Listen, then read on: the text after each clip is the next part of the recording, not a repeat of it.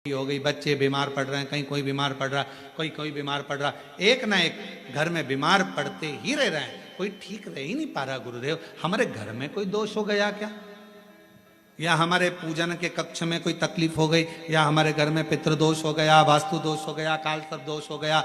एक बीमार पड़ता एक ठीक होता, फिर बीमार पड़ता फिर ठीक होता, फिर बीमार पड़ता फिर ठीक होता।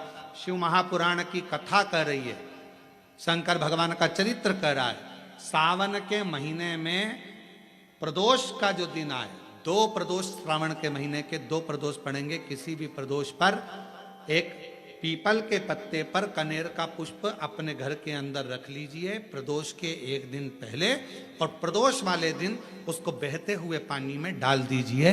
जिंदगी में जो तुम्हारे यहाँ तकलीफ चल रही है, एक उठ रहा है, एक बैठ रहा है, एक बीमार पड़ रहा है, एक ठीक हो रहा है, फिर बीमार पड़ रहा है, फिर ठीक हो रहा है, ये ठीक हुआ, फिर इसको हो गया, फिर इसको कुछ हो गया, फिर किसी को कुछ हो गया, अर्थात शिव का नाम लेकर। और फिर ध्यान देना, इस क्रम को करने के लिए आपको तुमरुकेश्वर महादेव का नाम लेना पड़ेगा। कौन से महादेव का नाम बोलना है? तुमरुकेश्वर महादेव, जिन्होंने भगवान शंकर की अविरल भक्ति को धारण। कभी मौका लगे विश्वनाथ की धरा पर काशी में यदि आप जाएं तो एक बार सारंगनाथ जी का दर्शन जरूर करें। क्यों? कि वो एक ऐसा दिव्य दर्शन है, सारनाथ भगवान का एक ऐसा दिव्य दर्शन है, उस कुंड का ऐसा दिव्य दर्शन है जहां पहुंचकर हम जो कामना लेकर, अगर कितना भी जीवन में ऋण पड़ा हो, कितना भी कर्जा पड़ा हो, कितना भी दुख पड़ा हो, कितनी भी तकलीफ पड़ी हो, अगर काशी में सारनाथ भगवान का दर्शन यदि कर लेते हैं तो हमारी जिंदगी के सारे दुख धीरे धीरे धीरे धीरे, हमारा कर्जा धीरे धीरे चूक जाता है, समाप्त हो जाता। सारनाथ भगवान का इतना महत्व लिंग पुराण में भी है, शिव महापुराण में भी है, नर्मदा पुराण में भी है।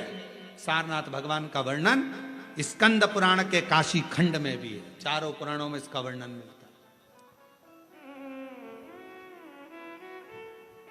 है। और यदि संसार का कोई व्यक्ति अगर मान लो काशी में जाकर सारनाथ भगवान का दर्शन ना कर पावे और उसकी जिंदगी में बहुत कर्जा है, इतना भी धन नहीं है कि काशी जाकर सारनाथ भगवान का दर्शन करे, तो शिव महापुराण की कथा कहती है अगर बन सके तो 5 बेलपत्र, 5 दुर्वा, 5 कनेर का पुष्प, 5 काली तिल हाथ में रखकर सारनाथ भगवान का स्मरण कर कर भगवान शंकर के मंदिर में शिवलिंग पर समर्पित करें, और शिवलिंग पर समर्पित कर कर सारनाथ भगवान का स्मरण कर कर लोटा भरकर जल शिव को समर्पित करें। उसी का थोड़ा सा जल झेल कर लेकर आकर अपने घर व्यापार के ऊपर छिड़कना प्रारंभ करें।